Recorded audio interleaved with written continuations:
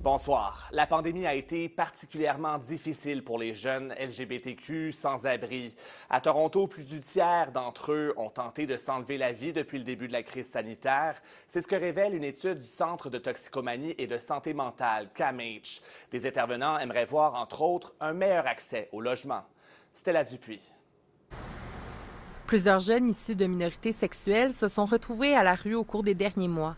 Une autre conséquence de la pandémie, selon une étude de CAMH. When the pandemic hit, and then they don't have housing or they're sleeping in a park, you can only imagine how that would impact a person's mental health. Dans la région de Toronto, plus du tiers des jeunes LGBTQ+, en situation d'itinérance ont tenté de se suicider depuis le début de la pandémie, selon l'étude. 82 % disent être automutilés. Difficile pour eux de trouver un logement sécuritaire, selon le chercheur. Oftentimes, they will experience identity-based discrimination, homophobia, transphobia, and then sleeping in a park becomes the safer option, which is really quite unfortunate. Ces jeunes, déjà marginalisés, se sont retrouvés encore davantage isolés durant la crise sanitaire.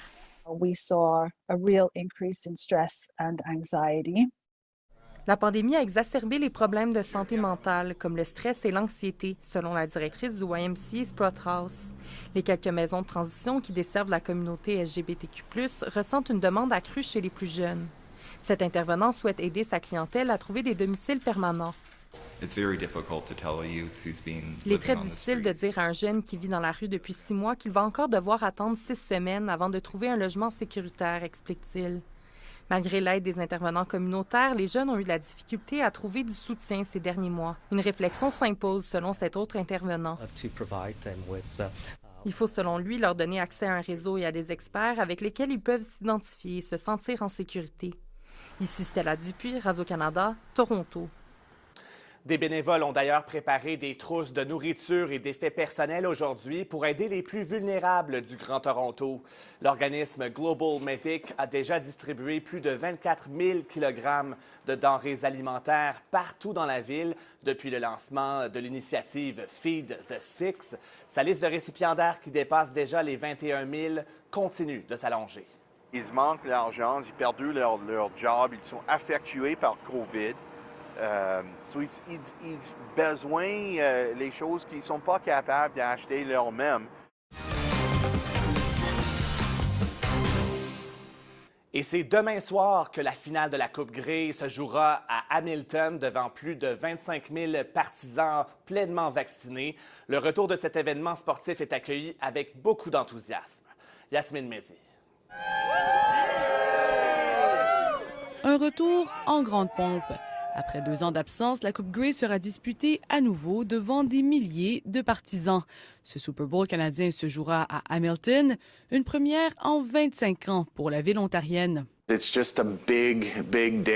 C'est un grand jour, se réjouit le commissaire de la Ligue canadienne de football. Un grand jour, mais aussi un grand match.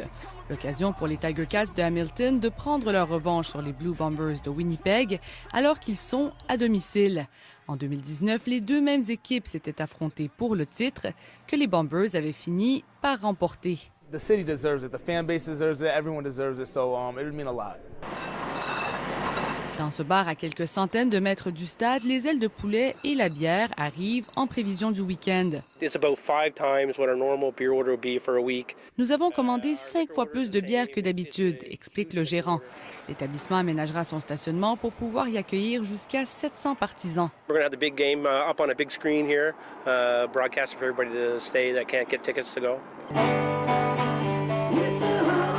Dans cet autre bar de Hamilton, des amateurs de football de partout au pays se rassemblent pour la première fois en 2 ans. On est très heureux d'être ici et de célébrer, lance cette fan des Elks d'Edmonton venus de Colombie-Britannique. Go Cats, go! Et les partisans des Tiger Cats sont tout aussi ravis. Oh, we're winning. That's all we need to feel. Les attentes sont donc grandes pour l'équipe locale qui espère offrir la victoire en cadeau à ses partisans. Ici Yasmine Mehdi, Radio-Canada, Hamilton. C'était les informations pour cette heure-ci. Merci beaucoup d'avoir été des nôtres. Passez une excellente soirée à notre antenne.